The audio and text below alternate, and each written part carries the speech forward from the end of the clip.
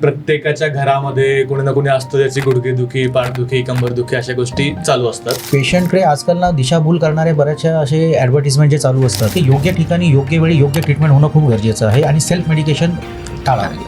Over use of pain killer हे किडनीसाठी खूपच धोकादायक आहे. भारतामध्ये दर 10 पैकी 8 लोकांना आयुष्यात कधी ना कधी पाठदुखी, गुडघ्याच्या वेदना होतातच आणि जागतिक स्तरावरती लो बॅक पेन ही डिसेबिलिटीची नंबर 1 कारण आहे असं WHO सांगतं. पण सगळ्यात धक्कादायक बाब म्हणजे मणका किंवा गुडघेदुखीसाठी 90 ते 95% केसेसमध्ये ऑपरेशन म्हणजे सर्जरीची गरजच नसते. तरी देखील भारतामध्ये दरवर्षी लाखो स्पाईन सर्जरीज केल्या जातात. मग प्रश्न असा उभा राहतो की खरंच सर्जरीची गरज आहे म्हणून आपण सर्जरी करतो की आपल्याला कुणीतरी सांगतं म्हणून आपण करतो. आज आपल्यासोबत आहेत वर्टेक केअर NXचे फाउंडर निलेश शेलार आणि मॅडम. बॅक पेन शाळेच्या पोरांना होतो. फिजिओथेरपीला आपण खूपच अंडर एस्टिमेट करतो मला असं वाटतं. पेशंटला रिलीफ मिळतंय हे मेजर करायला जगात मीटरच नाही. जी केस आम्ही नाही करू शकत ते अननेसेसरी पेशंटचा टाईम आणि पैसा वेस्ट नाही करत, फॉल्स कमिटमेंट करत नाही.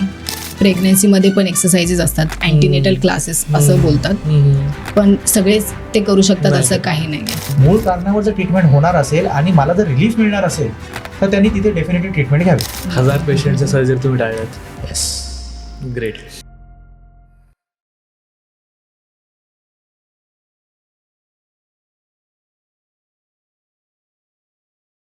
सर, मॅम नमस्कार आणि स्वागत आहे तुमचं बोल मराठी यूट्यूब पॉडकास्टमध्ये. नमस्कार. आजचा विषय खूप जिव्हाळ्याचा आहे. म्हणजे प्रत्येकाच्या घरामध्ये कोणी ना कोणी असतं त्याची गुडघेदुखी, पाठदुखी, कंबरदुखी अशा गोष्टी चालू असतात. मी एक रिपोर्ट रिसेंटली वाचला होता, त्याच्यामध्ये असं मेन्शन केलं होतं की भारतामध्ये खूप केसेसमध्ये सर्जरीची गरजच नसते तरी देखील सर्जरी केली जाते. सो याच्या मागचं काय लॉजिक आहे, काय वाटतं तुम्हाला? ह्याच्यामध्ये कसं आहे की आपल्या इथे अजून तेवढी अवेअरनेस क्रिएट झालेली नाही. पहिलं कसं होतं की पहिलं आपलं काय दुखणं झालं किंवा काय झालं तर पहिलं सेल्फ मेडिकेशन, मग डॉक्टरांच्या फेऱ्या, मग हळूहळू मग फिजिओथेरपी सेंटर, मग त्याच्यानंतर हे. पण ॲक्च्युली जी अवेअरनेस असायला पाहिजे की मूळ कारणावर ट्रीटमेंट होणं खूप गरजेचं आहे, त्याच्यावर अजून ती अवेअरनेस न झाल्यामुळे बऱ्याचशा पेशंट जिथे सर्जरीची गरजही नसते म्हणजे इनिशियल स्टेजमध्ये असतात, जे आपण नॉन सर्जिकल पद्धतीने ते आपण हाताळू शकतो. तर अशा बऱ्याचशा केसेस म्हणजे अवेअरनेस नसल्यामुळे हे सर्जरीकडे नेल्या गेल्या जातात. बरं, तुम्ही जेव्हा म्हणतात की अवेअरनेस नसल्यामुळे, त्यावेळेस अवेअरनेस नाही म्हणजे नेमकं काय? अवेअरनेस इन द सेन्स कसं आहे माहिती आहे काय की पेशंटकडे आजकाल ना दिशाभूल करणारे बऱ्याचशा असे ॲडव्हर्टिजमेंट जे चालू असतात, त्याच्यामध्ये कसं आहे की पेशंट बऱ्याचशा ठिकाणी म्हणजे जे मूळ कारणावर जी ट्रीटमेंट व्हायला पाहिजे ते तिथे न करता इतर बरोबरच्या ज्या थेरपीज ज्या असतात तिथे सगळं ट्रीटमेंट केल्यानंतर मग हताश जाऊन मग सर्जरीचा डिसिजन घेतला जातो. तर हे जे आहे ना, जे कुठेतरी म्हणजे पेशंटला एज्युकेट करणं आणि अवेअर करणं खूप गरजेचं आहे. बरं, सो तुम्ही मला तुमच्या माध्यमातून समजून घ्यायचंय आणि ऑडियन्सलाही सांगायचंय की त्यांनी कोणत्या वेळेस सर्जरीकडे गेलं पाहिजे आणि सर्जरी खरंच महत्त्वाची आहे का? बघा कसं आहे माहिती आहे काय की आम्ही ज्या सेगमेंटमध्ये काम करतो, आम्ही पेन मॅनेजमेंटच्या सेगमेंटमध्ये काम करतो.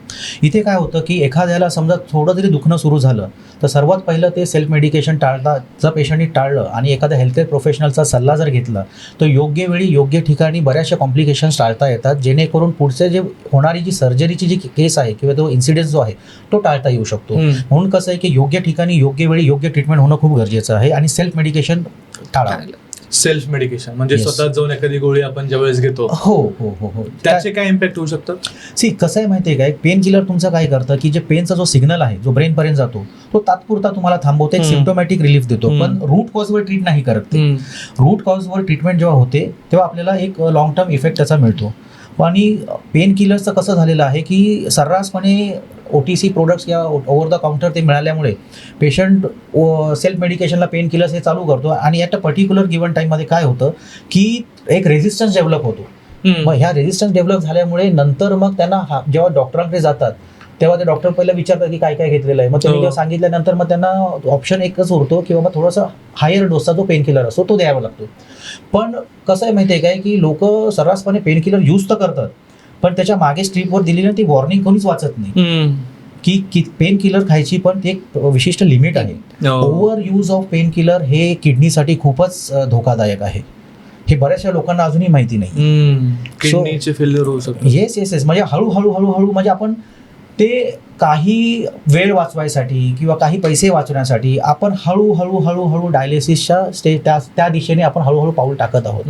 हे लोकांच्या लक्षात येत नाहीये.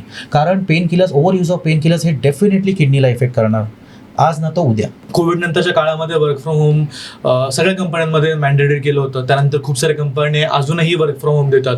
खूप ठिकाणी हायब्रिड असतं, 3 दिवस ऑफिसमध्ये 2 दिवस घरून काम करायचं. बट ज्यावेळेस आपण वर्क फ्रॉम होम करतो त्यावेळेस त्या बसण्याचे जे पोश्चर आहे त्याने बॅक पेनचे त्रास खूप जास्त वाढतात, बरोबर. सो त्याला कसं कंट्रोल आपल्याला करता येईल? घरी आपण सिटिंग पोश्चर प्रॉपर ठेवू शकतो आणि मॉनिटर किंवा सिस्टम जे आहे ते आपल्या आय लेवलला असलं पाहिजे. बरं. हे सगळं सिस्टम ऑफिसमध्ये बरोबर असतं, पण घरी आपण काय करतो की कम्फर्टनुसार कुठे पण बसून सिस्टम घेणं, त्याच्यामुळे मग बॅक पेन वगैरे चालू होतं. बरं. सो घरी पण आपण हे करू शकतो की 20-20 मिनिटांनी ब्रेक घेऊन स्ट्रेचिंग एक्सरसाइजेस किंवा एक राऊंड मारून हे सगळं पण करू शकतो. बरं. याच्या मागचं रूट कॉज काय असतं? फक्त कंटिन्युअस बसल्यामुळे बॅक पेन होतो? प्रोलॉंग सिटिंगमुळे होऊ शकतं, पण अजून पण फॅक्टर्स असतात. म्हणजे कंटिन्युअस सिस्टम समोर असल्यामुळे नेक पेन पण होईल.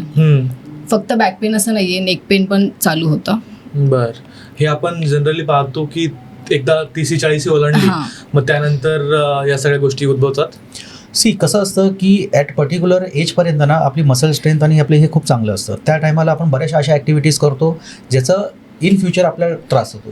त्याच्यामध्ये प्रोलॉंग सिटिंग झालं, सेडेंटरी लाईफस्टाईल झालं, ओव्हरवेट, ओबेसिटीकडे जे गेलेले आहेत ते फॅक्टर्स आहेत. परत आपलं रुटीन जे आहे, आता कसं आहे की आता असं नाही आहे की जो जिथे आहे तिथे बाजूला ऑफिस आहे, नाही. त्यांना बऱ्याच ठिकाणी असं मुंबईसारख्या शहरामध्ये म्हणजे बरंचसं ट्रॅव्हलिंग करावं लागतं. तर ट्रॅव्हलिंगचे बरेचसे मोड्स आहेत. सो त्याच्यामध्ये सर्वात जास्त जो मोड वापरला जातो तो रेल्वे. बरोबर आहे. आता ट्रेन पकडायची आणि वेळेवर पोहोचायची ह्याची दगदग प्रत्येकाची असते. सो मग ते धावत स्टेअरकेस चढणं, स्टेअरकेस उतरणं, चालती गाडी पकडणं, चालत्या गाडीतून उतरणं, हे हळूहळू एक स्टेजला ना ते कुठेतरी जर्क देत बसतं. ते कालांतरानंतर ते हळूहळू एक वय झाल्यानंतर ते बाहेर यायला सुरुवात होतं. जसं अँकल झालं, नी पेनचे मॅक्सिमम केसेस आमच्याकडे यंग एजवाले हे आमची 2-4 प्रश्न विचारले की त्याच्यातलं एक नाही काहीतरी हे निघतं. काय प्रश्न तुम्ही विचारता आणि काय म्हणजे ऑफिस जॉब कुठे आहे, ऑफिस कुठे आहे, ऑफिस जॉबमध्ये तुम्ही किती वेळ बसून असता, किंवा तुमचा मोड ऑफ ट्रान्सपोर्ट काय आहे, ट्रॅव्हल काय आहे.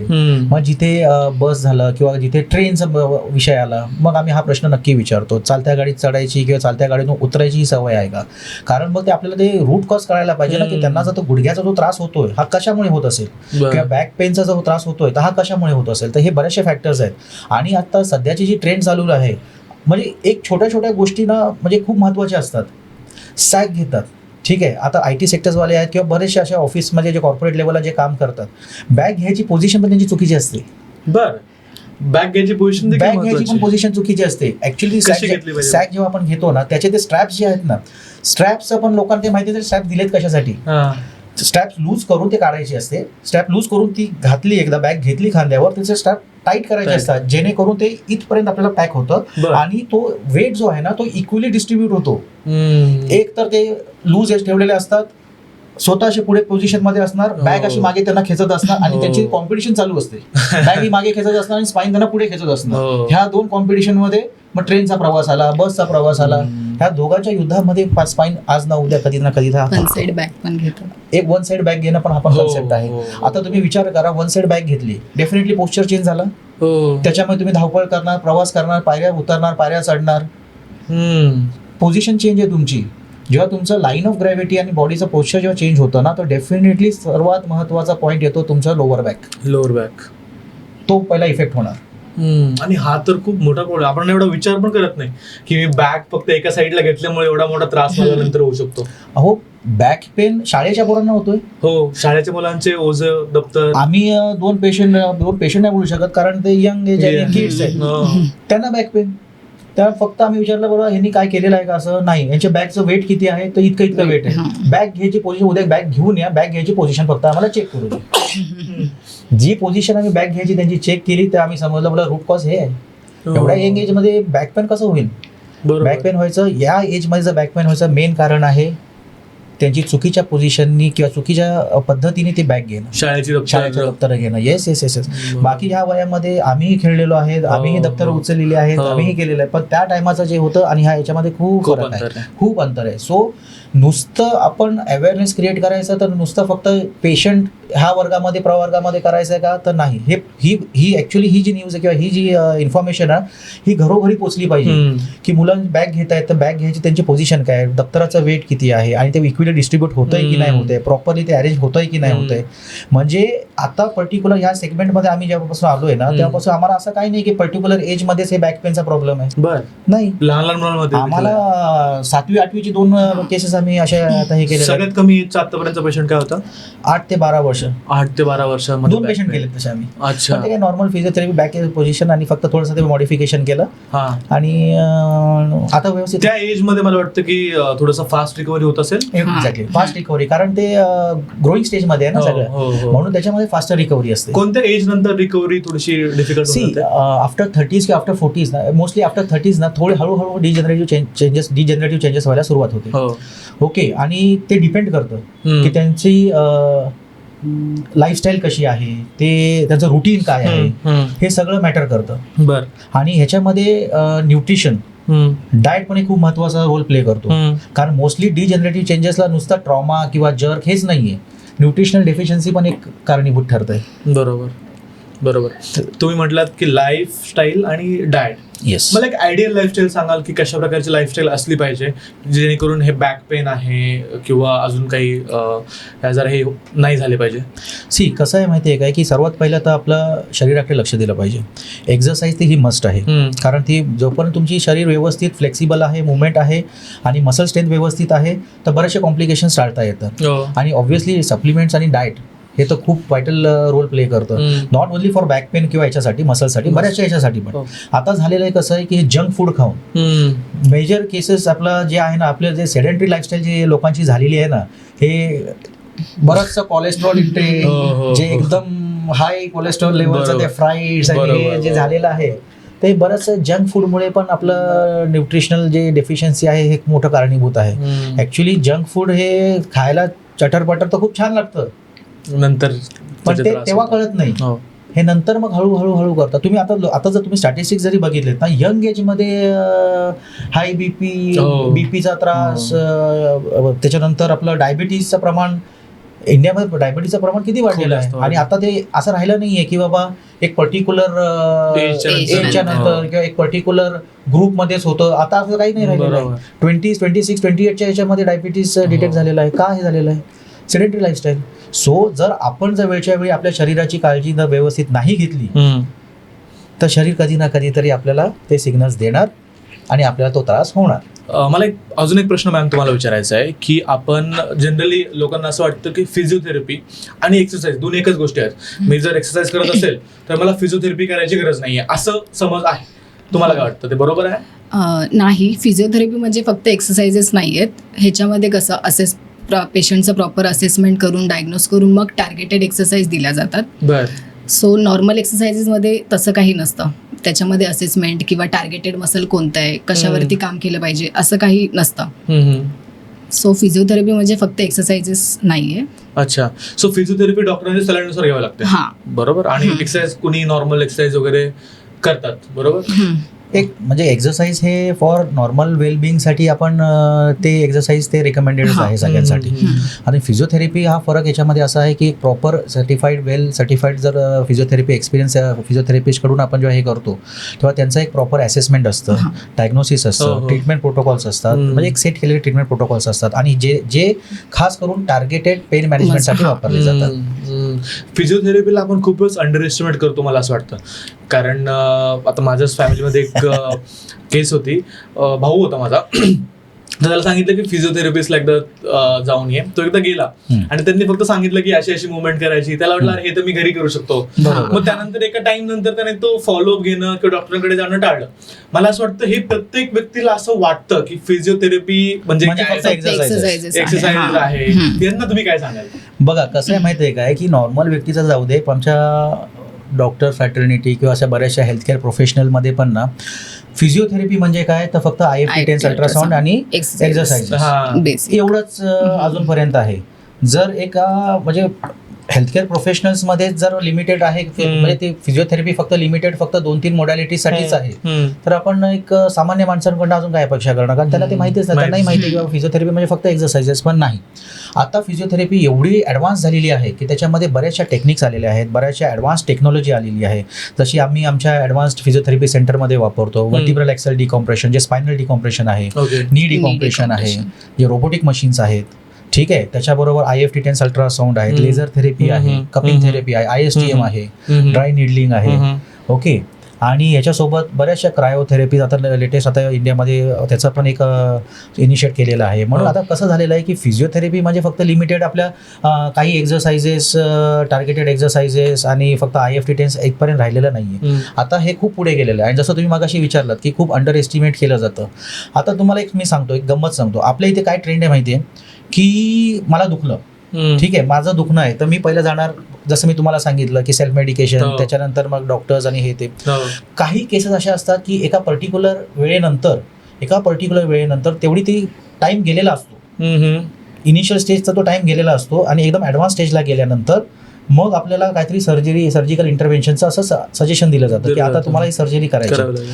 आता काय होतं माहिती आहे काय, सर्जरी झाली, बरोबर आहे, सर्जरी तर झाली, सर्जरी झाल्यानंतर आता तुम्हाला ना फिजिओथेरपी लागणार आहे. तुम्हाला लक्षात येतंय का की जे काम डायरेक्ट इनिशियल स्टेजला फिजिओथेरपी सेंटरला येऊन एका सर्टिफाईड आणि वेल क्वालिफाईड किंवा एक्सपिरियन्स फिजिओथेरपी कडून घेऊन हा सगळा जो सर्कल टाळता आला असता, तो न करता हा सगळा सर्कल हे केलं आणि जिथे यायला पाहिजे होतं ते सगळं शेवटी येत आहे. परत फिरून फिजिओथेरपीकडे यावं लागतंय. पोस्ट सर्जिकल रिहॅब लागतोच ना. पोस्ट सर्जिकल रिहॅब करतो कोण? बरोबर, फिजिओथेरपिस्ट करतो. म्हणजे आणि याच्यामध्ये काय होतं की हा जो सर्कल जो आहे ना, याच्यामध्ये इतका टाइम निघून गेलेला असतो की जे सर्जरी, ज्या केसेसची सर्जरी टाळता येऊ शकत होती, जर योग्य वेळेवर तर त्यांनी एखाद्या फिजिओथेरपीचा सल्ला घ्यायला काय हरकत आहे. एखादा सल्ला घेतला किंवा एखाद्या योग्य ठिकाणी त्यांनी फिजिओथेरपीशी कन्सल्ट केलं तर हे बरंचसं हे सगळं टाळता आलं असतं. पण तसं न होता हे सगळं सर्कल कंप्लीट करून सर्जरी केल्यानंतर ही मग जातात ते फिजिओथेरपी. आणि पैसाही वाचला असतो ना, टाइम तर वाचला असतो, सोबत पैसाही वाचला असतो. प्रश्न टाइम आणि पैशापेक्षा ना तो जो त्रास आहे ना, कारण एखादा जो पेन मध्ये आणि एवढा सिव्हिअर पेन मध्ये आहे ना, ती एकटीच व्यक्ती पेन मध्ये नसते, अख्खी फॅमिली पेन मध्ये असते. बरोबर, ठीक आहे. समजा एखादा आपल्या फॅमिलीमध्ये एखादा असं ज्याला इतकं पेन होत आहे, कोणाला असं होऊ नये हीच आमची इच्छा आहे, पण एखादा इतक्या पेन मध्ये आहे, कुठलं फंक्शन तुम्ही एन्जॉय करू शकाल? नाही करू शकत. कारण आपल्याला माहिती आहे की एखादी व्यक्ती, आपली फॅमिली मेंबर फक्त खुर्चीवर बसून आहे आणि ती आपल्याला बघते, तर त्या याच्यामध्ये आपण 100% आपणही ते कुठलं फंक्शन आपण एन्जॉय नाही करू शकत. सो एखादा पेशंट जर पेन मध्ये आणि इतक्या सिव्हिअर पेन मध्ये ना, तो एकटा पेशंट पेन मध्ये नसतो, अख्खी फॅमिली पेन मध्ये असते. बरोबर. असं एखादं एक्झाम्पल तुमचं आहे का लक्षामध्ये की तुमचा एखादा पेशंट आहे आणि त्याला खूप एक्स्ट्रीम लेवलचं पेन त्याला होत होतं? हो, आमच्याकडे एक 28 वर्षाचा एक पेशंट आहे. 28 फक्त? 28 वर्षाचा. काय झालं की कसं असतं, हा एज ग्रुपच असा आहे ना की जिथे कसं की आपण जिम ही करतो, तर आपलं एक ॲग्रेशन असतं, एक ती रग असते, एक पॉवर असते की मी करू शकतो, आणि त्याच्यामध्ये थोडंसं कॉम्पिटिटिव्ह एक बिहेवियर तर बनणं हे तर स्वाभाविकच आहे.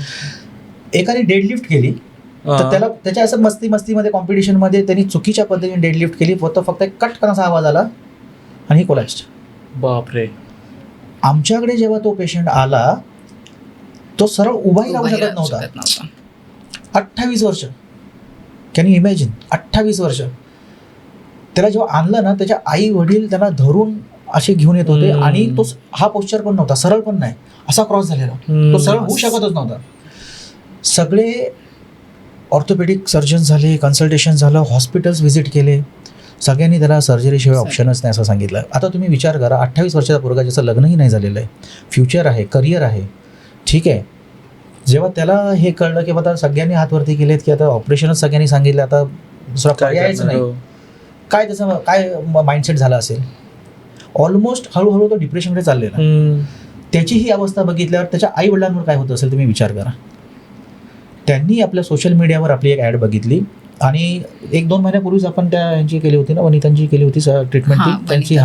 एक टेस्टिमोनियल त्यांनी बघितलेला, तर त्यांनी एक असं त्यांना वाटलं की एक होप की एकदा आपण इथे जाऊन बघूया की नक्की काय. तर त्यांनी कॉल केला आणि मग आमच्या टेलिकॉलर टीम आहे, बर तर त्यांनी समजून घेतली, ओळखले ते की बाबा ही केस सिव्हिअर आहे. हो तर मग त्यांनी माझ्याशी कनेक्ट करून दिलं. बोललं सर ही केस खूप सिव्हिअर आहे, 28 वर्षाचा फक्त पोरगा आहे आणि असं आहे, सगळे हॉस्पिटल्स फिरून आलेला आहे, तो काय करायचं. मी द्या माझ्याशी कॉल करून. त्यांच्याशी बोललो, त्यांना समजवलं, त्यांचं समजून घेतलं की त्यांचं दुःख काय, आणि मला समजलं की ते कुठल्या माइंडसेटमध्ये असेल आणि किती त्यांची मानसिक स्थिती काय असेल. बरोबर. की 28 वर्षाचा पोरगा आणि सर्जरी केल्यानंतर मग त्याचं करिअर काय आणि पुढचं त्याचं पर्सनल लाईफ, फ्युचर काय, लग्न विग्न ते मग ते कसं करणार. तर मी त्यांना सांगितलं एकदा तुम्ही घेऊन या, आपण एकदा केस बघूया आणि मग ठरवू. केस बघितली म्हणजे आम्ही सगळे शॉक्ड होतो की एवढं धरून तो सरळ म्हणजे बेबी स्टेप्सनी पण त्याला इतकं भयंकर पेन होतं, तो बसू शकत नव्हता, झोपतानाही त्याला सरळ तो झोपू शकत नाही. अशा कंडिशनमध्ये आम्ही त्याचं असेसमेंट केलं आणि मग त्यांना आम्ही समजवलं. बोलो बघा ह्याची केस जी आहे ना, ही केस ऑलमोस्ट सर्जरीकडे गेलेली आहे, पण अजूनही असं नाही आहे की सर्जरीच करावी लागेल. बोलो अशा केसेसमध्ये आमचे प्रोटोकॉल सेट होतात. बोलो ह्या केसमध्ये ह्याला वेळ लागणार रिकवर व्हायला. तर नॉर्मली आमचं कसं 15-20 सेशन्स असतात, मॅक्स टू मॅक्स 25 सेशन्सपर्यंत. बोलो ह्या केसमध्ये आम्हाला 25 to 30 सेशन्स लागू शकतात. त्यांना ट्रीटमेंट प्रोटोकॉल समजवलं आम्ही, आमच्या ज्या ॲडव्हान्स मशीन्स आहेत त्याही दाखवल्या आणि ते कन्व्हिन्स झाले की बोला आपण करूया, कारण शेवटचं ऑप्शन हेच आहे, non surgical spinal decompression, VAX D जे आपण म्हणतो, वर्टिब्रल ॲक्सल डिकॉम्प्रेशन. सो बोला हीच ट्रीटमेंट आहे, तर ट्राय करायला काय. तर आम्ही ट्रायल बेसिसवर त्यांना 10 सेशन सांगितले आणि त्या व्यक्तीला 4-5व्या सेशन पासूनच त्याला रिलीफ यायला सुरुवात झालं, कारण आमचे जे ट्रीटमेंट प्रोटोकॉल्स आणि वॉकिंग पॅटर्न पण चेंज झालं. जेव्हा एखाद्या व्यक्तीला सुरुवातीचे 5%, 10%, कारण कसं आहे माहिती आहे काय की पेन रिलीफ हा फॅक्टर असा आहे की ते पेशंटला रिलीफ मिळतंय हे मेजर करायला जगात मीटरच नाही. बरोबर. जर पेशंट बोलला की मला रिलीफ मिळतंय तर मिळतंय, किती मिळतंय, 5%, 10%, 15%, जे पेशंट बोलेल ते ठीक आहे. तोही सांगू शकत नाही एक्झॅक्टली, तोही सांगू शकत नाही, पण त्याला एक अंदाज बांधता येतो की बाबा पहिलं मला एवढं होतं ना, त्याच्यापेक्षा मला एक 5%, 10% रिलीफ आलेलं आहे, 15% रिलीफ आलेलं आहे. पेशंट स्वतः सांगतात, कारण ते मेजर करायला ना, ते मेजर करू शकत ना, आम्ही मेजर करू शकत. कारण आमच्याकडेच काय जगात तो मीटरच नाही की पेशंटला किती पर्सेंटेज मिळालेलं आहे. बरोबर. ठीक आहे. सो 5 सेशनमध्ये त्याला हळूहळू रिलीफ यायला लागला. 10 सेशनमध्ये त्याचा कॉन्फिडन्स वाढला आणि त्याला 25 ते 30% रिलीफ आला. मग आम्ही बोललो की आता आपण दुसऱ्या टप्प्यात जाऊया. दुसऱ्या टप्प्यात मग ते कंटिन्यू करू शकतो आपण. 30 सेशन्स कंप्लीट झाले. तुम्हाला 20 सेशन्समध्ये तो त्याचा वॉकिंग पॅटर्न एकदम चेंज झाला आणि आपल्याकडे त्याचा टेस्टिमोनियल म्हणजे तो व्हिडिओ आहे बिफोर आणि आफ्टर. आजच्या घडीला फक्त त्यांना आम्ही सांगितलेलं आहे की ट्रीटमेंट सुरू असताना आणि ट्रीटमेंट झाल्यानंतर डूज अँड डोंट्स व्यवस्थित फॉलो करायचे. एक्झरसाईज तर बोला आता करायचीच आहे, न चुकता ती करायचीच आहे. आज ती व्यक्ती भले लंबर बेल्ट लावून बाईक घेऊन फिरते. हो ग्रेट. त्यांना सांगितलंय सावकाश चालवायची, खड्डे आणि स्पीड ब्रेकर जपायचे, शक्यतो टाळायची. पण नाही आता कसं आहे की किती आपण सांगितलं जिम आणि डेडलिफ्ट तर बंदच करायची. 6 महिने 7 महिने तरी बोललं जिम रेग्युलर आपले हलके फुलके जे एक्सरसाइजेस ते करायचे, जे आपण सांगितले त्या एक्सरसाइज तर न चुकता करायचे, म्हणजे स्ट्रिक्टली नाही रिलिजियसली करायचे, जर आपल्याला हे परत कॉम्प्लिकेशन्स नको तर. बरोबर. आणि आज तो जो 28 वर्षाचा जो मुलगा आहे आज आपलं रुटीन लाईफ एन्जॉय करतोय. ग्रेट. ज्या दिवशी लग्न ठरेल आम्हाला पत्रिका तर नक्कीच द्यायची. बरोबर. तुम्ही मगाशी बोलताना वॅक्स डी थेरपी बद्दल बोललात. सो मी याबद्दल जेव्हा रिसर्च करत होतो माझ्या लक्षात आलं की ही थेरपी US मध्ये आहे. युरोपियन कंट्रीजमध्ये हे खूप म्हणजे उत्कर्षाने जाणवते या थेरपी चालतात, परंतु इंडियामध्ये अजूनही या ज्या मशीन्स आहेत, ही जी थेरपी आहे एवढी दिसत नाही कुठे. काय का बरं असं? कसं आहे माहिती आहे काय, जसं तुम्ही म्हणालात की तुम्ही जेव्हा रिसर्च केला ते तुम्हाला असं वाटलं की हे युरोपियन कंट्रीजमध्ये US मध्ये शक्यतो असं आहे, पण याचं मूळ कारण सांगू का तुम्हाला काय आहे. ह्या थेरपीचा उगम भारतामध्येच आहे. बर. आपल्याकडे ट्रेडिशनल ट्रॅक्शन म्हणून एक प्रकार आहे. ठीक आहे, ट्रॅक्शन दिला जातो. हे नॉर्मली कुठल्याही नॉर्मल फिजिओथेरपीमध्ये ट्रॅक्शन हा प्रकार दिला जातो. फक्त विषय कसा आहे की आपण त्याच्यामध्ये काही नवीन R&D न करता, डेव्हलपमेंट न करता, रिसर्च न करता आपण अजूनही तेच फॉलो करतो. टेक्नॉलॉजी इम्प्रूव्ह नाही केली. आता ही जी ट्रीटमेंट्स आहेत की बरेचसे लोक भारतामध्ये येतात बऱ्याचशा ट्रीटमेंट प्रोटोकॉल्स बघण्यासाठी, शिकण्यासाठी, कारण त्यांना माहिती आहे की भारतामध्ये असे चमत्कारी ट्रीटमेंट्स आहेत आपल्याकडे की बरेचसे कॉम्प्लिकेशन्स टाळता येऊ शकतात. ओके. सो ही जी ट्रीटमेंट आहे ही आपलीच ट्रीटमेंट आहे. युएसची लोक आली, आपलीच ट्रीटमेंट आपल्याकडून शिकले, बर तिथे गेले, आपल्या ट्रीटमेंटवर R&D करून टेक्नॉलॉजीला ऍड करून आपलीच ट्रीटमेंट ऍडव्हान्समेंटकडे घेऊन पेटेंट करून आपल्यालाच देतात. बर सो हे कसं आहे की आपली आता ही जी वर्टिब्रल ॲक्सिल डिकॉम्प्रेशन ही जी टेक्निक जी आहे ही कशी आहे की ॲडव्हान्स फॉर्म ऑफ ट्रॅक्शन आहे, बर ज्याच्यामध्ये टोटल कम्प्युटर कंट्रोल्ड आहे. आता ह्याच्यामध्ये प्रिसाइसली आपला जो सक्सेस रेट जो वाढतो हा कशामुळे वाढतो. आता फॉर एक्झाम्पल L4 L5चं डिस्क बल्ज आहे, 9 कॉम्प्रेशन तिथे आलेलं आहे. हां, तर ह्याच्यामध्ये आपण जेव्हा पेशंटला त्या बेडवर झोपवल्यानंतर प्रॉपर बेल्टिंग ही टेक्निक खूप महत्त्वाची आहे. कारण प्रॉपर बेल्टिंग नसेल मशीन काय चमत्कार नाही करणार आहे.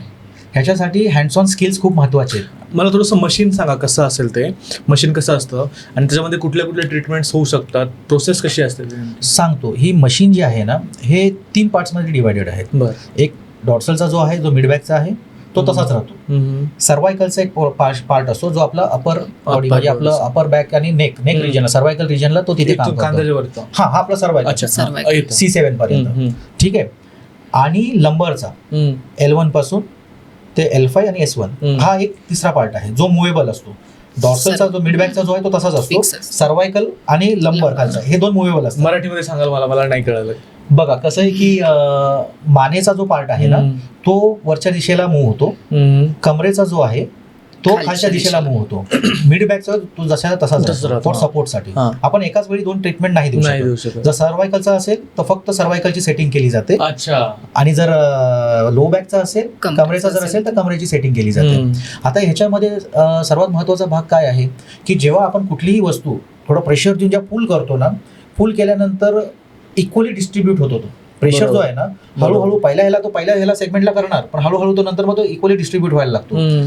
पण आपल्याला काय की पूर्ण डिस्कमध्ये प्रॉब्लेम आहे का, स्पाईनच्या सगळ्या डिस्कमध्ये प्रॉब्लेम आहे का, तर नाही. आपल्याला टार्गेटेड डिस्कवर काम करायचं आहे. तर टार्गेटेड डिस्कवर काम करायचं असेल तर आपला जो फोर्स आपण जो अप्लाय करतो तो टार्गेटेड डिस्कवर तो फोर्स अप्लाय होणं खूप गरजेचं आहे. प्रिसाइसली ते अप्लाय होणं खूप गरजेचं आहे. म्हणून फॉर एक्झाम्पल समजा असा आपला बेड आहे आणि आपण कमांड दिला L4 L5चा जसा कमांड दिला ना तर तो अशा एक अँगल क्रिएट करतो. अँगल क्रिएट केल्यामुळे काय होतं, जेव्हा ते पुल होल्ड रिलॅक्स ह्या मेकॅनिझमनी पंपिंग इफेक्ट क्रिएट केला जातो, ज्याच्यामुळे स्पेस क्रिएट होते, व्हॅक्यूम क्रिएट होते आणि डिस्क हळूहळू मागे सरकून नर्वचं कॉम्प्रेशन रिलीज केलं जातं. आणि ते अँगल क्रिएट केल्यामुळे काय होतं, ते टार्गेटेड डिस्कवर तो फोर्स जातो, त्याच डिस्कवर फोकस जातो. आणि म्हणून आमचा सक्सेस रेट जो 93% आम्ही जे सांगतोय आमचा सक्सेस रेट त्याच्यामुळे, कारण आमचे ट्रीटमेंट प्रोटोकॉल्स एकदम प्रिसाइसली सेट केले जातात आणि ते सगळे सेट म्हणजे करणारी जी टीम आहे ही सगळी मास्टर्स फिजिओथेरपिस्ट, बॅचलर्स फिजिओथेरपिस्ट म्हणजे फिजिओथेरपिस्टचीच टीम हे सगळे ट्रीटमेंट प्रोटोकॉल सेट केले जातात. एक डिस्कशन असतं की ही डिस्क असेल तर ह्या डिस्कला कुठलं हे केले पाहिजेत. काही ठिकाणी कसं असतं की 2 मल्टिपल डिस्क असतात, पण त्या मल्टिपल डिस्कच्या वेळी असा ट्रीटमेंट प्रोटोकॉल सेट केला जातो की ते दोन्ही डिस्क कशी टार्गेट करता येते. ओके, म्हणून आमच्या टीमचं अजूनपर्यंत आमचा सक्सेस रेट तर खरंच खूप छान आहे. आमच्याकडे असा एकही पेशंट ज्याला ड्रीफ मिळालं नाही. 93% खूप जास्त आहे. येस म्हणजे आता कसं आहे माहिती काय की बऱ्याचशा असतं की 93%चा जो सक्सेस रेट आहे आमचा हा ऑन द हायर साईड आहे. पण असे म्हणजे हे कशासाठी आहे की जे आतापर्यंत आमच्याकडे ट्रीटमेंट घेऊन गेलेले आहेत, आता जो स्पाईनचा जो प्रॉब्लेम आहे जो एक 40s मध्ये आहे किंवा 50s मध्ये आहे त्याचा रिकव्हरी रेट छान असणार. पण ते जेव्हा 60s आणि 70s मध्ये असतो तो आपण एक्झॅक्ट पूल नाही देऊ शकत due to various factors. Age factor येतं त्याच्यामध्ये मोठं, ठीक नाही. मसल्स विकनेसमध्ये असतात, बोन डेन्सिटीज पण तो फॅक्टर येतो. म्हणून त्यांच्यामध्ये आपल्याला समजा एक 60-70% जरी रिलीफ देता आला ना तरी ती अचिव्हमेंट आहे, कारण सर्जरी टाळता आली. बरोबर. त्या एज ग्रुपमध्ये दुसरं त्यांची काही अपेक्षा नसते, त्यांना कुठे गड किल्ले चढायला जायचे नसतात. त्यांचं फक्त एवढंच असतं की बाबा माझं स्वतःचं काम मला करता आलं पाहिजे, मी उठून वॉशरूम पण जाता आलं पाहिजे, स्वतःला कोणावर डिपेंडेंट न राहता माझी कामं मला स्वतःला करता आली पाहिजे. बरोबर. या एज ग्रुपचं फक्त एवढंच असतं. बरोबर. या मशीनमध्ये कुठल्या कुठल्या प्रकारचे जे आजार असतात त्याचं ट्रीटमेंट होऊ शकतं. ह्याच्यामध्ये 9 कॉम्प्रेशन म्हणजे जसं डिस्क बल्ज झालं, स्लिप डिस्क झालं, कॉमनली वापरलं जाणार आहे की नस दबली गेली आहे, नस दबली गेली आहे किंवा स्लीप डिस्क झालेला आहे. आणि कारण हे जी इन्क्वायरी मी तुम्हाला एक शब्द का सांगतो, कारण मॅक्सिमम आपल्याकडे जो क्राऊड आहे ना हा मराठी भाषेत. सो ते बोलतात की गादी सरकली आहे, स्लीप डिस्क झालेली आहे, नस दबली आहे.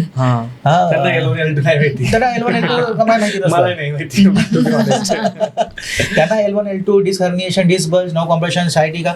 आता सायटिका हे कसं झालंय की सायटिका बद्दल अवेअरनेस झाली की बरेचसे रील्स आता सोशल मीडियावर. म्हणून आता कुठलंही पेन असेल ना तर पेशंट पहिला आम्हाला सांगतो मला सायटिका झालंय. एका पायामध्ये पेन जात आहे, मुंग्या वगैरे येत आहेत, तर त्यांना वाटतं की शेट. हा, आणि सायटिका झालं. आता हे कसं आहे माहिती आहे काय, की जे बोलतो ना आपण, एक तर नॉलेज असावं तर पूर्ण असावं, नाही तर नाही तर अजिबात नसावं.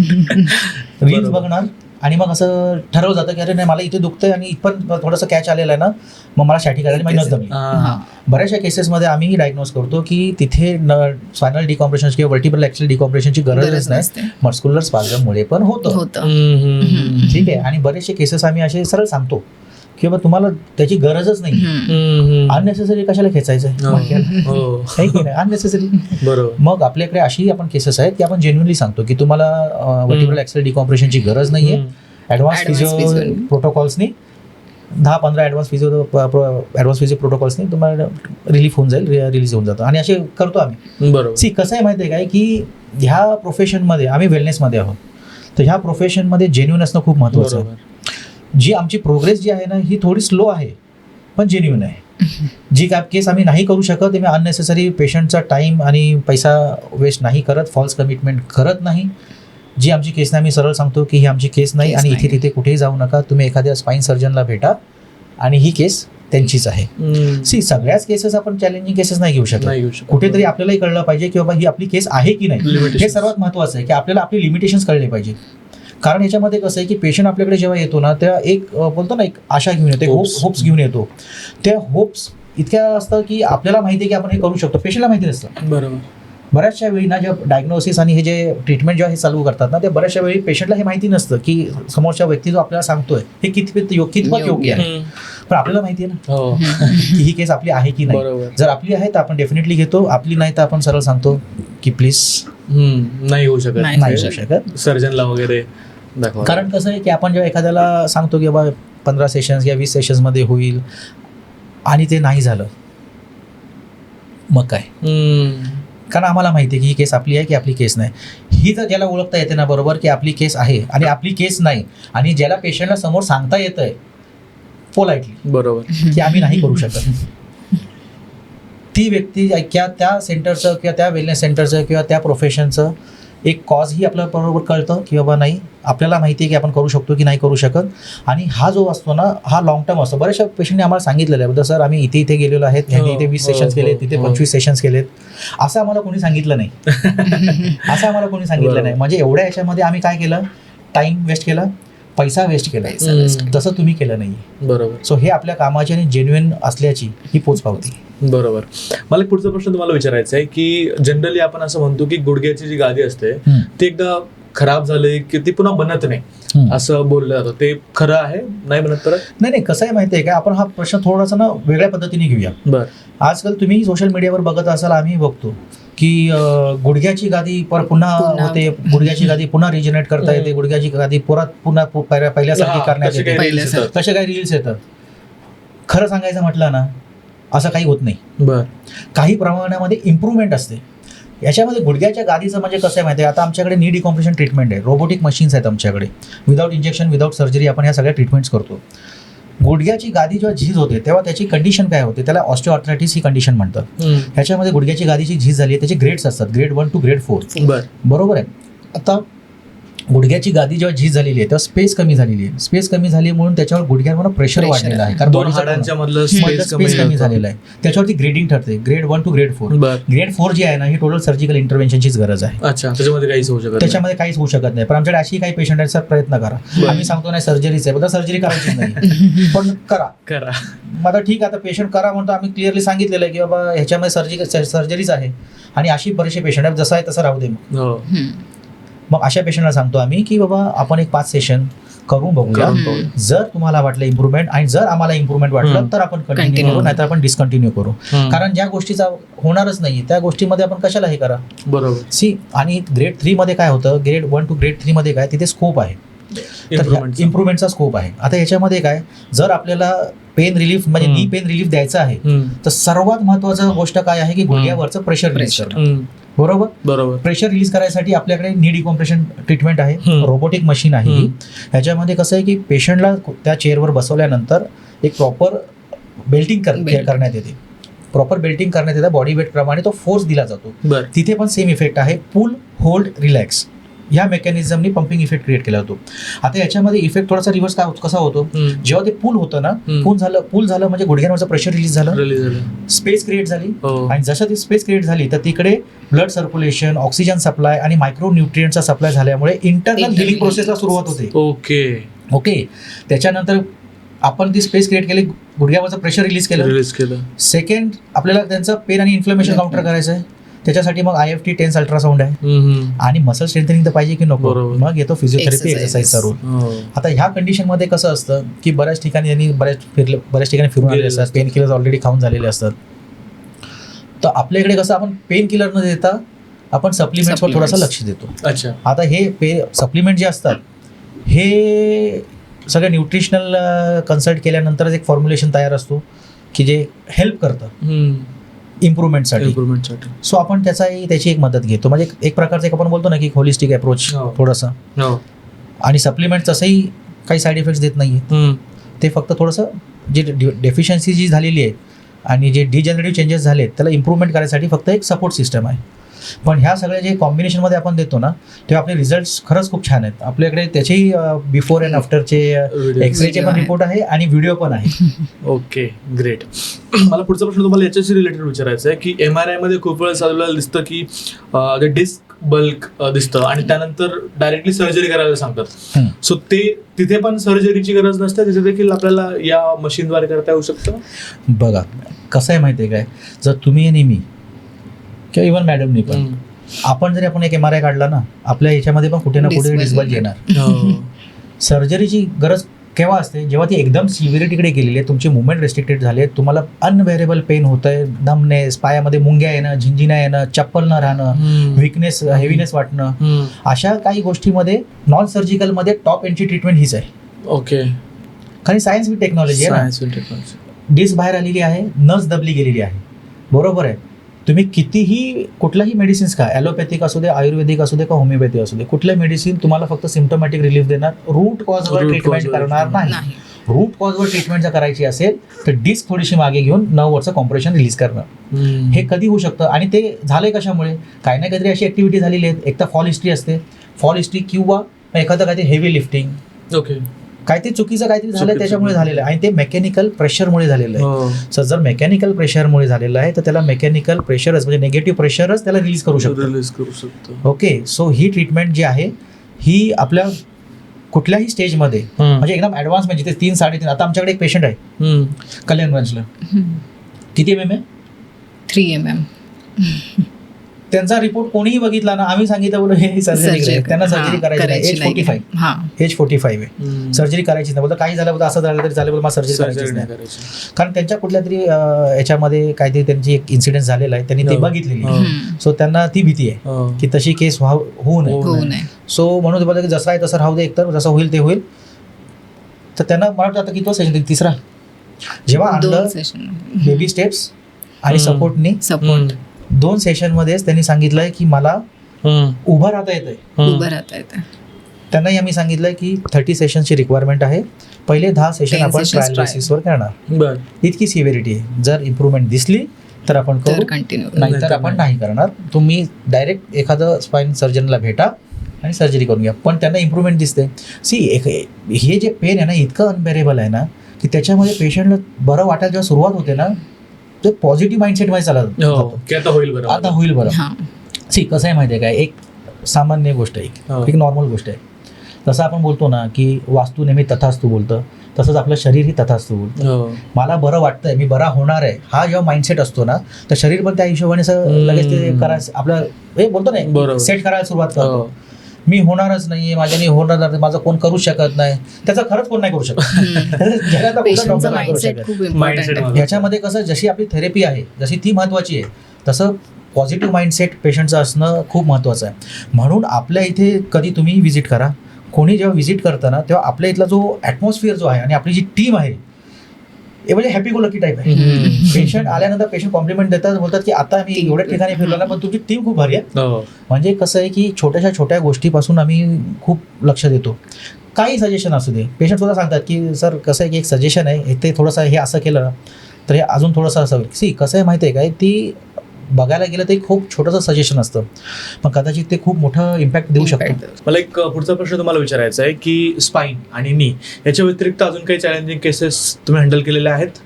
हां, काही केसेस आम्ही एव्हीएनच्या हँडल केलेल्या आहेत. आता कसं आहे की आमची स्पेशालिटी नॉन सर्जिकल स्पायनल डिकॉम्प्रेशन आणि नी डिकॉम्प्रेशनमध्ये जरी असली तरी आमची ॲडव्हान्स फिजिओथेरपी पण आहेत, हो. ते प्रोटोकॉल्स पण आहेत आमचे.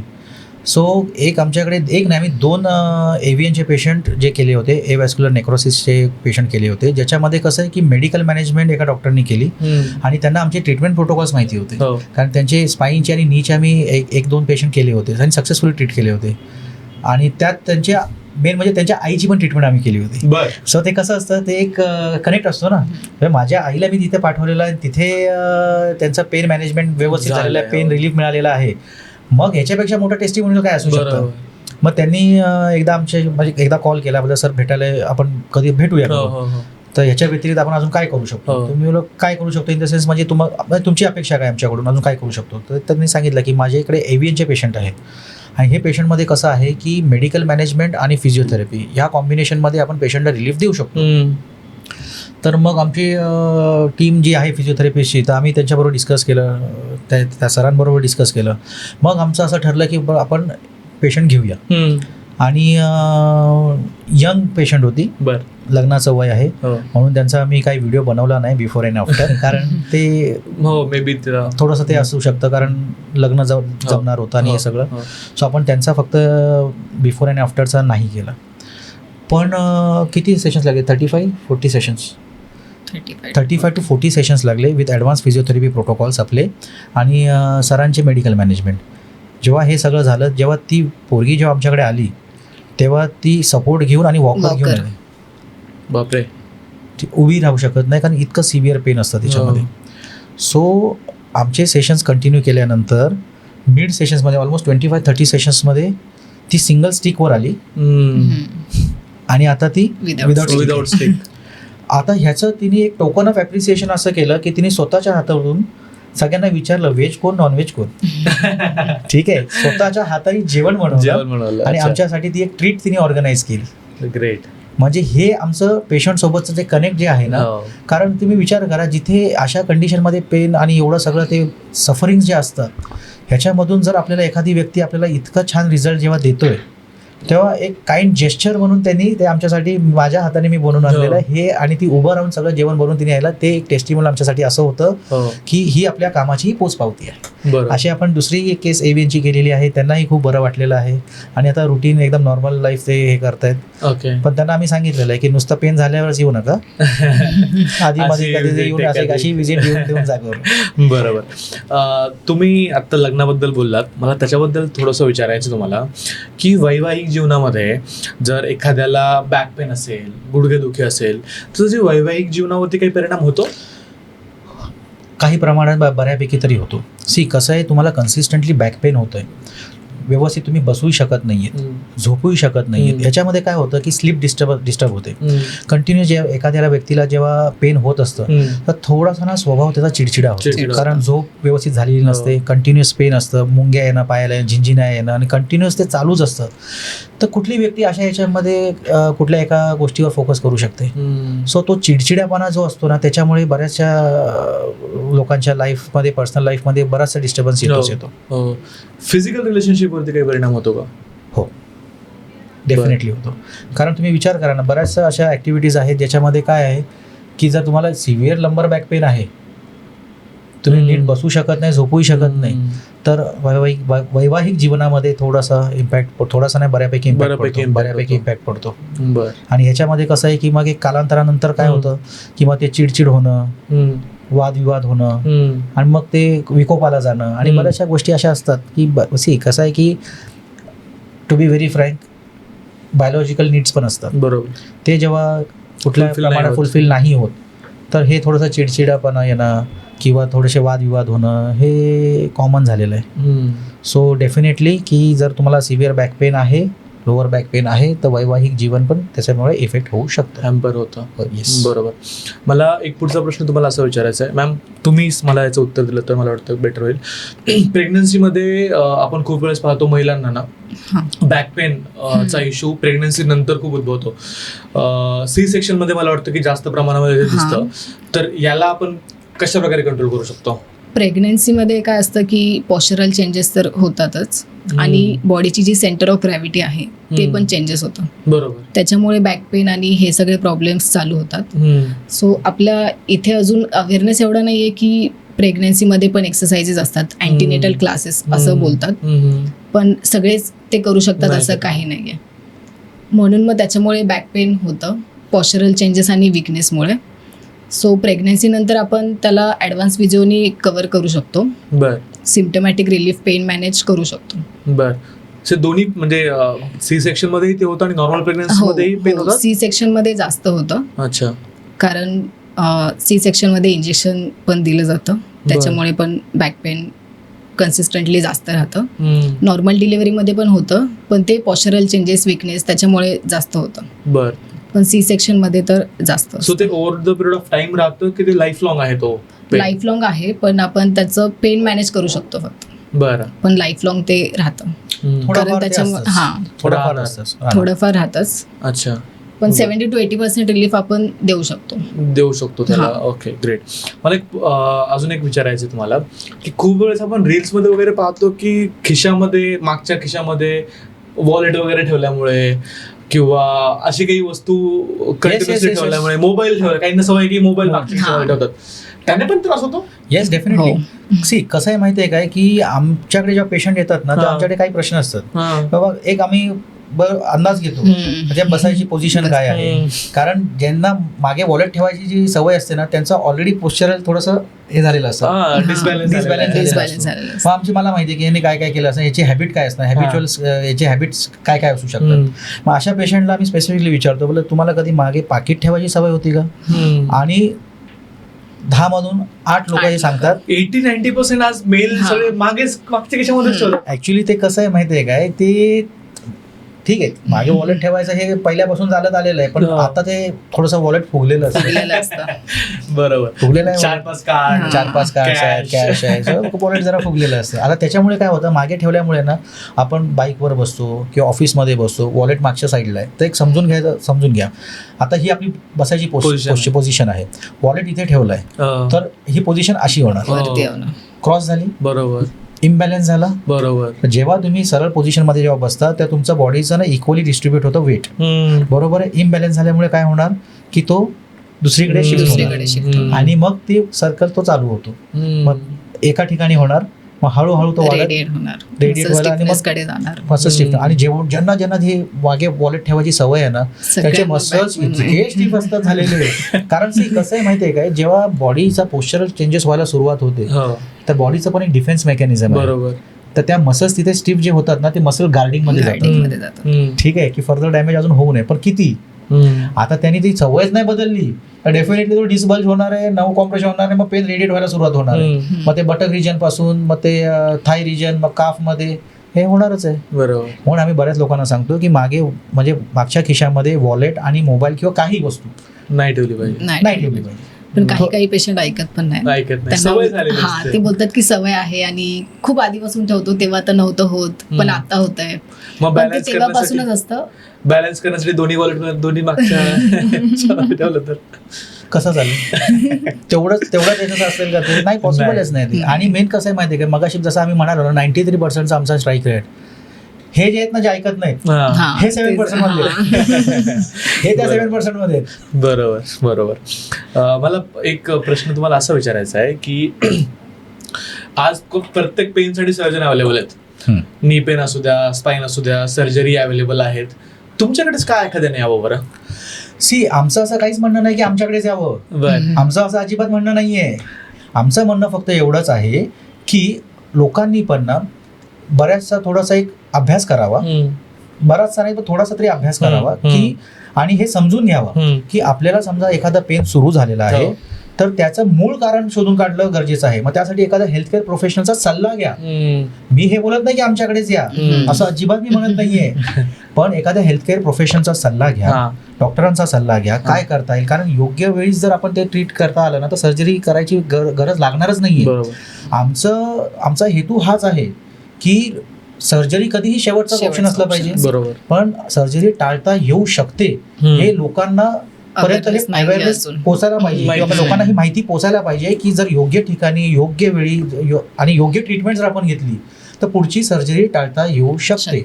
आमचं फक्त एवढंच म्हणणं आहे की पहिलं तुम्ही एक्सप्लोर तर करा, थोडं विचारून तर घ्या, विचारपूस करा, अवेअरनेस म्हणजे त्याचा अभ्यास करा जरा, की बाबा मला जे ट्रीटमेंट सांगण्यात येत आहेत हे खरंच माझ्या रूट कॉजवर म्हणजे मूळ कारणावर जे माझा ट्रीटमेंट होणार आहे की नाही होणार आहे, एवढं तरी थोडंसं त्यांनी लोकांनी करावं पाहिजे. आणि समजा एखादी बऱ्याचशा ट्रीटमेंट्स अवेलेबल आहेत, पुण्यात आहेत, मुंबईत आहेत, आम्ही हे बोलत नाही की फक्त आम्हीच करतो, आमचं असं म्हणणंच नाही की फक्त आम्हीच करतो, असे बरेचसे आहेत सेंटर्स आहेत जे नॉन सर्जिकलनी बरेचसे करतात. प्रत्येक ट्रीटमेंटचं कसं आहे प्लस पॉईंट्स पण आहेत आणि लिमिटेशन्स पण आहेत प्रत्येक ट्रीटमेंटला आहे, ठीक आहे ना.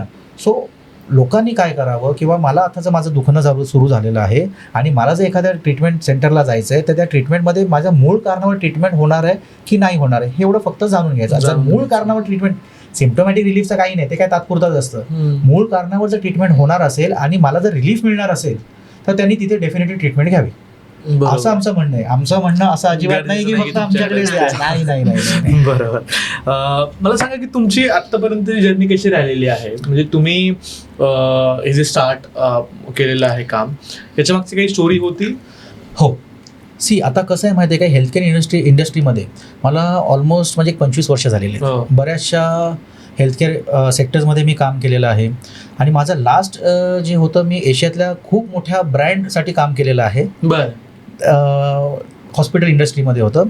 आणि तिथे मध्ये कसं की मी बरंचसं असं बघितलं की डॉक्टर्स आणि पेशंटचं कोऑर्डिनेशन करणं, पेशंटला ट्रीटमेंट प्रोटोकॉल समजून सांगणं कसं असणार, त्याच्यानंतर ट्रीटमेंट झाल्यानंतर मग ते कसं कोऑर्डिनेट करायचं, हाही मी एक प्रोफाईल एक्सपिरियन्स केलेला आहे. पण एक इन्सिडेन्स कसं असतं माहिती आहे काय, की कुठेतरी आपल्याला एखादा इन्सिडेन्स असा काहीतरी हे करून जातो ना की मग आपल्याला विचार करायला एक भाग पाडतो. काय होतं तो इन्सिडेन्स? तो इन्सिडेन्स असा होता की यंगच चॅप होता, म्हणजे यंग एजचाच होतं. असंच काहीतरी ॲक्टिव्हिटीमुळे काहीतरी नर्व कॉम्प्रेशन हे झालं होतं, सिव्हिअरच होतं. आणि ती सर्जिकल केसेस होती, म्हणजे नॉन सर्जिकल ते करू शकत नव्हते, अशी सर्जिकल केस होती ती. तर त्या याच्यामध्ये ना ॲडव्हान्स्ड मशीन्स, सर्वात मोठ्या ॲडव्हान्स्ड मशीन्स आणि म्हणजे बोलतो ना की चमत्कारी हात, ते सर्जरी केल्यानंतरही ती सर्जरी काय तेवढी फारशी काय सक्सेसफुल झाली नाही. आणि त्या पेशंटचे जे मी कंडिशन बघितली नंतर आणि त्याचे जे फॅमिलीचं जे हे होतं ना ते कुठेतरी ना म्हणजे थोडंसं पिंच करत होतं की अरे एवढं सगळं ॲडव्हान्स सगळं असताना पण असं झालं, म्हणजे ते किती दुर्दैवी आहे. पण हे काम सुरू असताना पण मी असं बघत होतो की एक नॉन सर्जिकल असं काय ऑल्टरनेटिव्ह येऊ शकतं का, की जेणेकरून की हे असे काही इन्सिडेन्सेस टाळता येऊ शकेल. तर बरंच असं स्क्रोल करत असताना, अभ्यास करत असताना, तुम्हाला तर माहिती आहे की आपण एखादी कुठल्या गोष्ट आपण गुगलवर सर्च करायला सुरुवात केली, आपण एकदाच करणार आणि तो रोज दाखवणार हे पण आलं, हे अल्गोरिदम सेट झालं की बाबा हे दाखव. मग त्याच्यामध्ये मला एक माहिती पडलं की बाबा अशी पण एक ट्रीटमेंट आहे ज्याच्यामध्ये हे असं करू शकतो आणि विदाऊट सर्जरी. आणि नॉन सर्जिकलमध्ये व्हर्टिब्रल ॲक्सेल डिकॉम्प्रेशन ही टॉप एंडची ट्रीटमेंट आहे. जर नर्व कॉम्प्रेशन जर ह्या ट्रीटमेंटने रिलीज नाही होऊ शकत तर नाही होऊ शकत, मग सर्जरीचं ऑप्शन आहे. पण सर्जरी करायचा किंवा सर्जरीचा निर्णय घेण्याआधी एक ऑप्शन आपल्याकडे नॉन सर्जिकलमध्ये हे आहे, जो व्हर्टिकल एनेक्समध्ये आहे. ठीक आहे, तो ही जर्नी जी होती ना, आम्ही व्हर्टिकल एनेक्सची तिथून सुरू केली. तर एक माइंडसेट आमचा झाला की आपण असं काहीतरी काम करू की जेणेकरून बऱ्याच लोकांच्या जे सफरिंग्स आहेत, पहिली गोष्ट ते कमी करूया. त्यांना जे पेन होतं आहे त्याच्यापासून त्यांना रिलीफ मिळायला पाहिजे. आणि जितक्या सर्जरी टाळता येईल तितक्या सर्जरी टाळता येतील तेवढा प्रयत्न करूया. एक जेन्युइन प्रयत्न आहे. बरोबर. तुम्ही म्हटलं की मशिनरीज खूप कॉस्टली आहेत. कॉस्टली असतात. सांगू शकाल की काय कॉस्ट आहे एका मशीनची? कसं आहे माहिती आहे काय, ह्या गोष्टींना खूप कॉन्फिडेन्शियल आहे. हे डिपेंड करतं की आपण कुठली मशीन कुठून घेतलेली आहे, कोणाकडून मागवली आहे. कसं आहे माहिती आहे काय, मशीन्स तर सगळ्यांकडे आहेत, बऱ्याच लोकांकडे मशीन्स आहेत. ठीक आहे, असं नाही आहे की आता तेवढ्या ह्या व्हर्टिब्रल ॲक्सेल डिकॉम्प्रेशनचं एवढं अवेअरनेस नाही आहे. आहेत मेट्रो सिटीजमध्ये मशीन्स इतरांकडे पण आहेत. पण मशीन स्वतः ट्रीट करेल का? नाही. मशीन स्वतः पेशंटचं डायग्नोज करू शकेल का? मशीन्सला इमोशन्स आहेत का? नाही.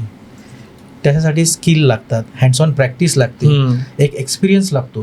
पण मशीन्स अजून लोकांकडे जरी असल्या तरी त्यांचे पेशंटही काही आमच्याकडे आहेत. बरोबर. ते का आहेत? त्याच्या मागचं कारण असं आहे की आमच्याकडे जेवढे पण ट्रीटमेंट स्पेशालिस्ट आहेत हे सगळ्या फिजिओथेरपिस्ट आहेत, क्वालिफाईड आणि सर्टिफाईड फिजिओथेरपिस्ट आहेत. त्यांना एक्सपिरियन्स फिजिओथेरपिस्ट आहेत आणि ज्यांना याच्यामध्ये एक्सपर्टीज आहे. आता मॅडमनीच जवळजवळ बऱ्याचशा 100 सर्जरी यांनी टाळल्यात नी आणि स्पाईनच्या. हो. सो कसं आहे माहिती आहे का, हे जे जॉईंट एफर्ट जेव्हा असतात ना तेव्हा रिझल्ट हा येतो. नक्कीच. सो आतापर्यंत किती पेशंट आपण ट्रीट केला असतो?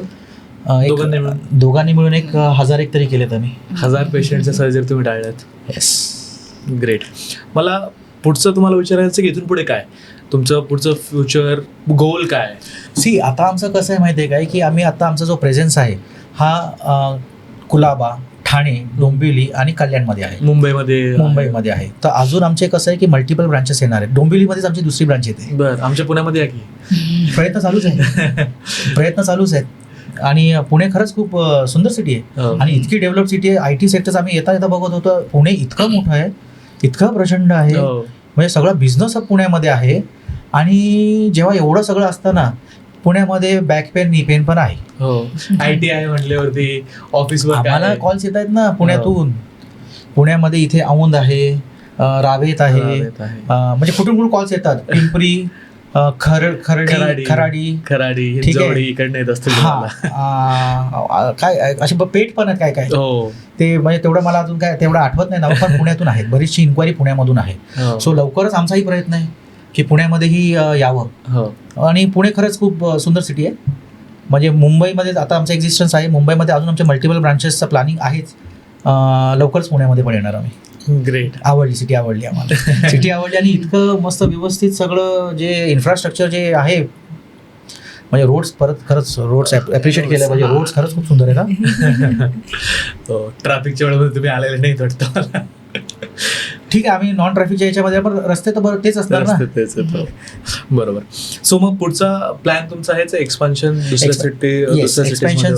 एक्सपेन्शनचा आमचा प्लॅनिंग आहेच. ठीक आहे. सो लवकरच आम्ही पुणे, नाशिक, नागपूर, कोल्हापूर, महाराष्ट्रभर पसरायचं आहे. आम्हाला नुसतं महाराष्ट्रभर आम्हाला स्वतःला लिमिटेड नाही ठेवायचं आहे, पुन्हा पॅन इंडिया लेवलला जायचं आहे. आता फक्त कसं आहे की आमचा अप्रोच थोडा वेगळा होणार, चेंज होणार. आतापर्यंत कसं होतं की आमचा हे जे आहे ना हे सेल्फ ओन्ड आहे. कुलाब्याचं जे आहे ते आम्ही कोलॅबरेशनमध्ये आहे. सो आमचा जो नेक्स्ट स्टेप जो असणार आहे ना, जो प्लॅनिंग आम्ही जो विचार करतोय तो कोलॅबरेशनचा असणार आहे. सगळीकडे आपण नाही जाऊ शकत, सगळीकडे आपण नाही जाऊ शकत, लिमिटेशन्स आहेत. ठीक आहे ना. तो एकच व्यक्ती किंवा एखादी पर्टिक्युलर व्यक्ती किती सेंटरला जाईल? जवळचे 3-4 सेंटर्स इट्स मॅनेजेबल. पण जेव्हा आपलं एक्सपेन्शनमध्ये जातो तेव्हा आपल्याला कोलॅबरेशनमध्येच जावं लागणार. आम्ही ते फ्रँचायझी मॉडेल आणि हे सगळं we don't believe in franchise model, आम्ही कोलॅबरेशनमध्ये जाणार. Okay, great. मला पुढचा एक प्रश्न तुम्हाला असं विचारायचा आहे की सपोज एखाद्या व्यक्तीला आज बॅक पेन असेल आणि त्याला पहिल्या 7 दिवसामध्ये काय गोष्टी त्याने करायला पाहिजेत की जेणेकरून त्याला पेन जो आहे त्याचा कंट्रोल करता येईल? कसं आहे माहिती आहे का की त्यांनी सेल्फ मेडिकेशन टाळून पहिले एका हेल्थकेअर प्रोफेशनचा एक सल्ला घ्यावा. कारण ते बॅक पेन कशामुळे झालंय त्या व्यक्तीला जरी कळत नसेल आणि कुठल्या लेवलला झालंय, फक्त बॅक पेन आहे. ठीक आहे. आता ते बॅक पेन मस्क्युलर स्पाझममुळे आहे, कॅचमुळे आहे की डिस्क इन्व्हॉल्वमेंट, नर्व कॉम्प्रेशन त्याच्यामुळे आहे, हे हेल्थकेअर प्रोफेशनच ओळखू शकतो. बरोबर. ठीक आहे ना. म्हणून त्यांनी सेल्फ मेडिकेशन टाळून हेल्थकेअर प्रोफेशनचा सल्ला घ्या, भली फॅमिली फिजिशियनचा. कारण कसं असतं की इनिशियल स्टेजमध्येच जर आपण हे केलं ना, म्हणजे प्रॉपर डायग्नोस केलं आणि प्रॉपर ट्रीटमेंट केली ना, तर पुढचे कॉम्प्लिकेशन्स नक्की टाळता येतात. एक लॉंग टर्म मध्ये जे पेन आहे, बॅक पेन आहे किंवा नी पेन आहे, कुठले पेन टाळण्यासाठी तुम्ही कुठल्या 3 हॅबिट सांगाल की त्या प्रत्येक व्यक्तीने त्या डेली पहिलं तर एक आहे की लाईफस्टाईल मॉडिफिकेशन, की आपलं लाईफस्टाईल कशी आहे पहिलं ते अनालिसिस करावं. डाएट वगैरे, proper diet, exercise, posture, proper posture मध्ये बसणं. ठीक आहे. प्रॉपर पोश्चर मध्ये बसण्याची प्रॉपर पोझिशन कशी असली पाहिजे बरं? एकदम स्ट्रेट असलं पाहिजे आणि हंच किंवा असं पोक काढून किंवा असं एकदम बसून स्लगी टाईप असं तसं न करता एक प्रॉपर पोझिशन मध्ये. आणि चेअर पण मेन काय माहितीये काय, बऱ्याचशा लोकांना बॅक प्रॉब्लेम बघितला ऑफिसेसमध्ये, त्याचा सर्वात मोठा फॅक्टर येतं चेअर्स पण आहेत तशा. ठीक आहे. कम्फर्ट बघतो आपण, पण आपल्यासाठी कम्फर्ट महत्वाचा आहे का आपली हेल्थ महत्वाची आहे, हे लोकांनी पहिलं चूज करणं गरजेचं आहे. बरोबर. चेअर्स मध्ये पण ना एक बॅकरेस्ट वाले चेअर्स आले, ठीक आहे ना, तर बॅकरेस्ट वाले चेअर्स कधीही लोकांनी प्रिफर कराव्या. नॉट की फक्त कम्फर्ट सॉफ्ट वाटतंय मस्त असं गादीवर स्लगिश टाईप बसतोय आपण, तसं नाही. तर हे बऱ्याचशे एक छोटे छोटे फॅक्टर्स आहेत ते. अर्गोनॉमिक चेअर पण आता आहेत, म्हणजे काय असते त्याच्यामध्ये प्रॉपर आपल्या ह्याच्यानुसार शेप असतो. अर्गोनॉमिक चेअर हे काही ऑफिसेस मध्ये पण आता चालू केलेलं आहे, कॉर्पोरेट्स मध्ये चालू केलेलं आहे. कॉर्पोरेट मध्ये हे आहे. येस. आणि मग हेवी लिफ्टिंग, जर कुठलं वजन उचलायचं आहे तर फॉरवर्ड बेंडिंगने पटकन नाही उचलायचं, तर वजन उचलायचं पण एक प्रॉपर पोझिशन आहे, जेणेकरून ते वजन पण इक्वली डिस्ट्रीब्यूट होऊन सगळ्या ह्याच्यावर येऊन ते प्रॉपरली स्पाईनवर प्रेशर येता कामा नये. सो ह्या ज्या छोट्या म्हणजे रुटीनच्या ज्या हॅबिट्स आहेत, ह्या हॅबिट्स मागे वॉलेट न ठेवणं, ह्या ज्या हॅबिट्स आहेत, ह्या हॅबिट्स थोडे चेंजेस केल्या किंवा मॉडिफाय केल्या तर डेफिनेटली होणारा बॅक पेन हे टाळू शकतो. बरोबर.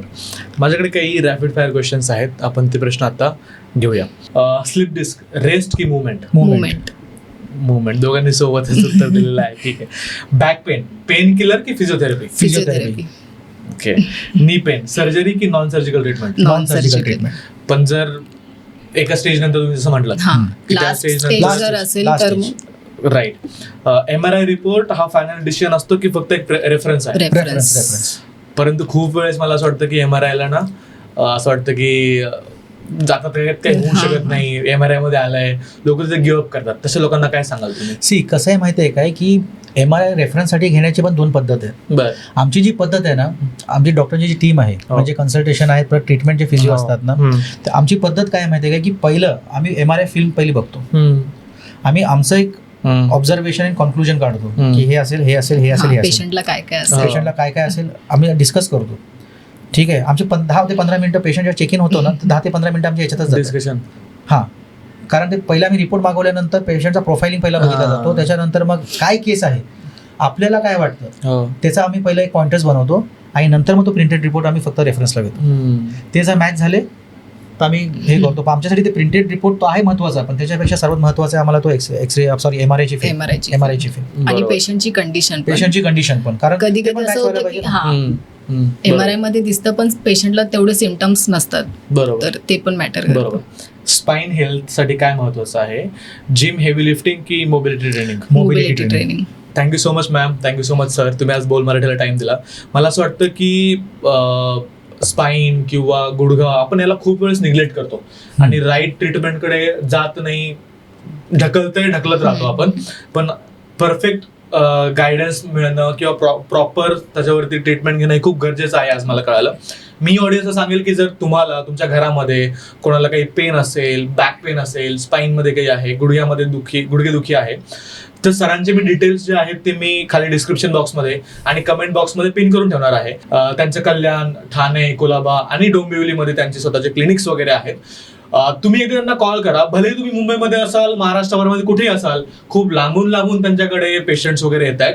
एकदा कॉल करा, त्यांचा सल्ला घ्या, त्यांची टीम तुम्हाला डेफिनेटली योग्य गायडन्स करेल आणि मग त्यानंतर ठरवा की तुम्हाला कशी ट्रीटमेंट वगैरे घ्यायची आहे. सर थँक्यू सो मच, तुम्ही आज आम्हाला टाइम दिल्याबद्दल. थँक्यू सो मच, खूप खूप आभार तुमचे आणि खूप छान संदेश या माध्यमातून लोकांपर्यंत पोचेल अशी अपेक्षा ठेवतो.